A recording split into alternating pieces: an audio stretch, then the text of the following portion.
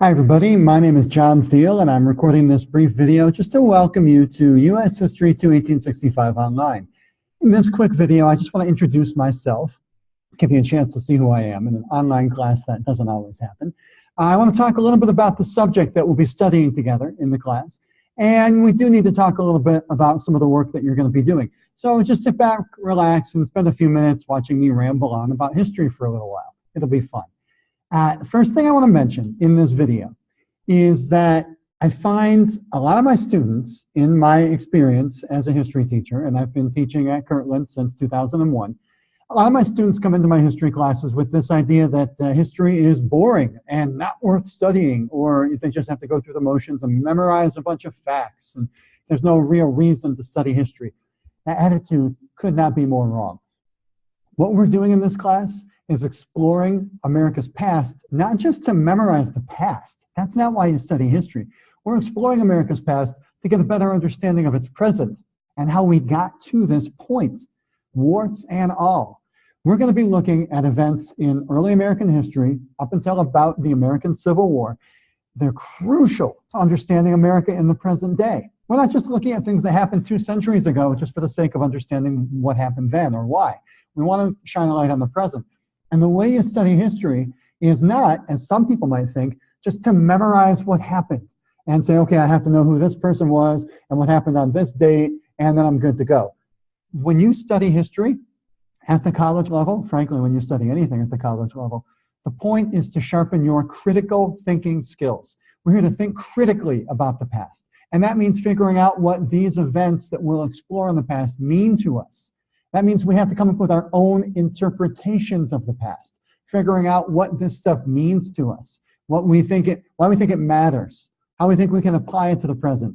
And the great thing about interpreting the past is that we aren't always going to agree. Let me give you an example of what I mean. Okay, at one point in our class, you guys are going to get to read about the American Revolution. I'm sure you've heard of it before. It's kind of important. And there's a real famous document from the American Revolution called the Declaration of Independence. Duh, you know what that is, right?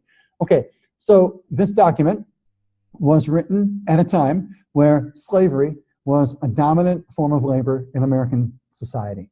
And this document was written by men who owned slaves. Let's just be honest about that. And yet, this document, the Declaration of Independence, contains a phrase that's so famous you've probably heard of it before. It goes like this: we hold these truths to be self-evident, that all men are created equal. Well, I'm going to have you guys think about this. Slave owners talking about all men being created equal. What's that mean to you? Can you put those two together in a way that makes sense? That's something you guys get to discuss. And you will be discussing this in discussion forums, in writings, in debates with each other and with me about the meaning of the past. That's what's great about a college history class. We're not just memorizing, we're debating all of this stuff. And the thing we're going to find is there will be discussions that we have where you disagree with your classmates.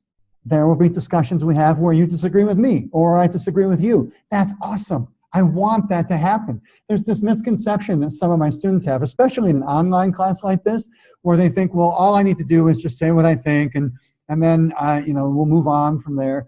You have every right to challenge your classmates if you disagree with their version of what a historical event means. You have every right to challenge me. And hey, guys, I'm a human being. I might challenge you once in a while. That's totally fine. We can disagree with each other in ways that are respectful without saying, you're wrong, you're stupid. We will have these conversations all semester long, and that's the critical thinking element of any serious college-level study of the past and its application to the present. And we're going to do this in ways that I hope are engaging and, dare I say, fun, which is tricky. I'll admit, online classes are sometimes tricky to make really engaging. You're not going to be sitting in a classroom with me every week. You're going to miss out on some of my antics. I tend to, dance around the classroom a lot when I'm teaching in a face-to-face class. And you're going to miss out on that, which is too bad. But you'll still hopefully get a sense of my approach to history, my belief that we have to engage in the past and debate the past in meaningful ways, or we don't really understand the present. Too many of us in America, in the modern world, just go through the motions and we don't think about the world around us. We don't think about what the people in power are doing or how they got in power. We don't think about our role as citizens of this country.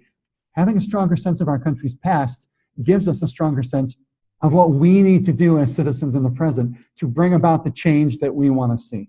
And that's the value of a class like this. So what we'll be doing is engaging in history in a variety of ways. So the rest of this video, I want to talk about your assignments in the class and your readings and things like that, okay? So you're going to have 2 required books in the class. If that freaks you out, don't worry. Only one of those required books is actually a physical book. You should have a book called For the Record, A Documentary History of America, Volume 1. That book is going to connect directly to an assignment that I'll talk about later called your History Journal. It's described in the syllabus. The History Journal assignment is so cool and so important. I'm going to actually record a separate video talking about the History Journal assignment. So we'll get to that. The rest of your work is going to be tied to another book that's required for the class, but it's not a book you can necessarily hold in your hand. It's what's called an open source online textbook. It's created by a company called OpenStax College. It's a U.S. history textbook that's free. You will not have to pay for this book. It's posted online. In our Canvas class, I've posted a link in the first module called Start Here, an online link that will take you to the online version of this book. I've also uploaded a PDF file of this textbook that you can download and access even if you don't have an internet connection at any given time. This book doesn't cost you a cent. It's free. And it's going to be, I think, a really informative textbook for you guys to read. So as far as the work goes that's tied to that, one of the things you guys will do is each week you will take at least one, sometimes 2, because we only have so many weeks in the semester. You'll take at least one very short 15-question multiple choice quiz that connects to one of the chapters that you'll read in the OpenStax U.S. History textbook. These quizzes are very low in terms of their point value towards your overall grade. They are not designed to stress you out at all right? I'm going to tell you right up front, some of these multiple choice quizzes can be challenging. Some of the questions are not simply the kind of thing where you can just look at a certain page in your online textbook and see the answer spelled right out for you. They require some critical thought. They require some analytical thinking skills, and some of them may be challenging. I'll give you that, all right? I understand. But the quizzes are only there to make sure you're reading the chapters each week, because the chapters will also be tied to our discussions in the online environment. These quizzes are, honestly, there were 15 points apiece. They really break down to maybe 1% of your semester grade per quiz. They're not worth losing any sleep over. If you get a question or 2 or 3 or 5 wrong on the occasional quiz, it's not going to destroy you. I do realize that these quizzes sometimes stress people out. So as it says in the syllabus, I will remove your 2 lowest quiz scores from your grade at the end of the semester. So the quizzes are there to make sure you do the reading. They're not there to make you panic or to make you lose any sleep, okay? The other thing that you'll do in here every week in our class, like you do in a lot of other online classes, is you'll be engaging in weekly discussion forums, okay? You know, the kind where I, as the instructor, post a question or a question, and I ask you to discuss and debate that with your fellow classmates during the course of a week. There's some basic requirements for these discussion forums that are posted in the syllabus, but I want you to hear them here too. You will have to make at least 3 posts in every one of these discussion forums. I don't think that's asking too much. You also have to make sure that you're getting involved in these conversations fairly early in the week so the discussion can really get off to a good start. So one of the requirements in these discussion forums is, of the 3 posts minimum that you make in each forum, you have to make your first post in that forum no later than midnight on Wednesday each week. If you don't make your first post by midnight on Wednesday, even if you get 3 posts in that forum, you won't get the full possible points for that discussion, just so you know that, all right? The other thing that happens sometimes in these discussion forums, I'm sure you know if you've taken an online class before, is sometimes students just kind of go through the motions. They just say, oh, I agree, good point, I never thought of it that way. That's not going to fly in my discussion forums. Your posts need to be substantial. You need to be adding something crucial and developed to our conversations each week. So if you just say, oh, wow, good point, I like what you're saying there, you're not going to get a lot of credit for that comment. Also, I will be getting involved in these discussions. As I've said, I'll be getting in there. I'll be challenging you to, elaborate your comments, to flesh out what you mean, to maybe have you thinking about these topics from a different point of view, maybe to play devil's advocate. There's nothing wrong with me throwing in my own 2 cents sometimes to get you to think a little further. I may challenge you directly and say, well, I don't agree with that. Here's why. And it doesn't mean I'm saying you're wrong. It just means there's other ways to look at this. So it'll be an ongoing conversation each week, okay?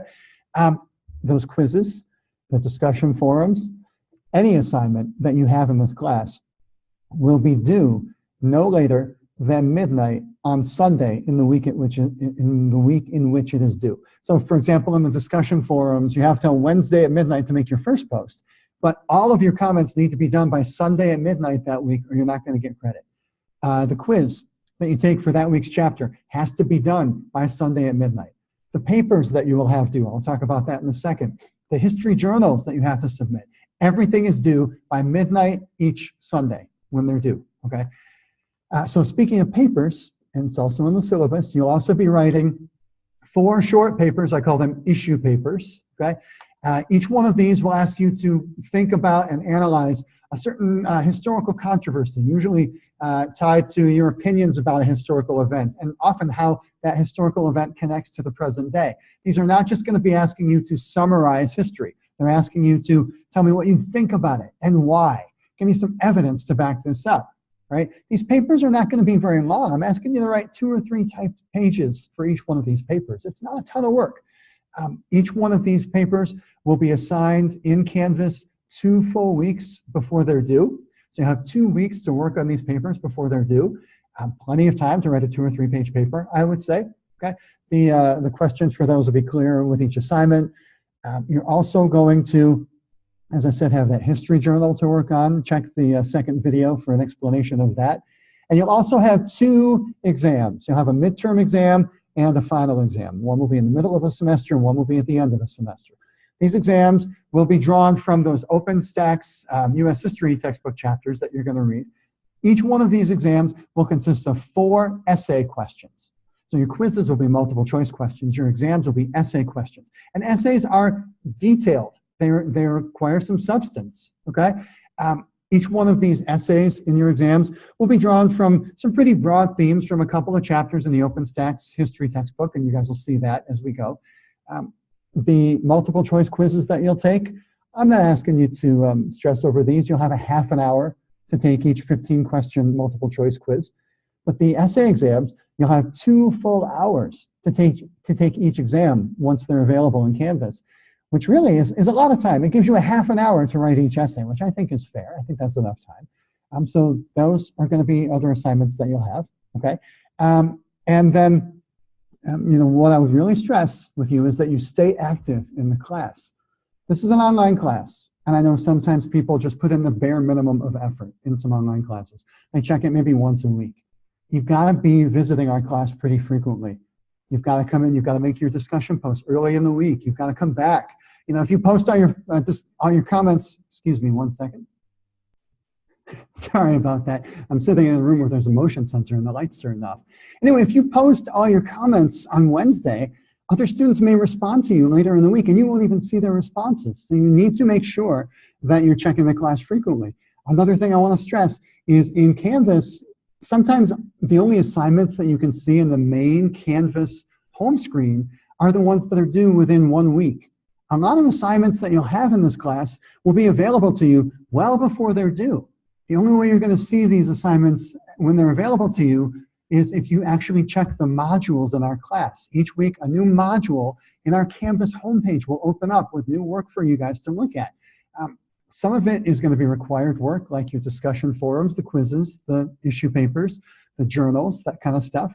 Other things in these modules will be more informal. They'll be designed to help you get a more well-rounded connection to the past. One thing you'll see in a lot of these modules that are not required, but they're there just for fun, is I'll drop the occasional YouTube video. There'll be a page in most modules saying week 1 video clips, week 2 video clips, that will have some really fun YouTube videos that connect to the time period in history that we happen to be discussing and reading about in that week or in those weeks. So they're just there to help you guys out. So make sure that you're exploring the modules in the class each week. That'll be really helpful for you, okay? Bottom line, guys, I'm here to help. If you have any questions, email me. Give me a call. My phone number, my office phone number is listed on the syllabus. My physical office is in Kirtland's new Grayling campus that you can, if you happen to be stopped by sometime when I'm there, come talk to me in person. I'm always happy to meet my online students face to face. I'm here to help you guys out, okay? So, I'll try to be approachable. One thing I will also do at any time, if you feel like you need it, if you have some questions that require more than just an email conversation back and forth, let me know. We can set up an online video conference in Canvas where if you have access to a webcam or something, we can have a video face-to-face chat where we can talk live and in person about any questions that you might have, okay? So keep that in mind. I will try as much as I can to give you timely feedback in this class. If I get an email from you, I will always respond within 24 hours. If I don't respond within 24 hours, it means I didn't get the message. Usually I try to respond more quickly than that. I try to get assignments graded and turned back to you in a reasonable time. Most of the time, when your assignments are due Sunday at midnight, I may not be able to get them graded immediately that Monday morning. I have a lot of classes to teach. I have a lot of students this semester, but I'm going to try my best to get those things graded and back to you as quickly as I can. I don't believe in making my students wait for feedback. And I try to give as much constructive feedback as I can so that you can figure out, if you didn't do very well on a specific paper, how can I do better next time? That's what I'm all about, okay? So at any time you have questions, contact me. I'll be happy to talk to you. So I just wanted this video to give you a quick introduction to how we're going to approach things, and I hope you've enjoyed it. One thing I want to offer to you now, just for fun, to get our class off on the right foot, is that if you watch this whole video and you suffered through my rambling for the last several minutes, I'm going to give you a chance to start off the semester with some extra credit. Yeah.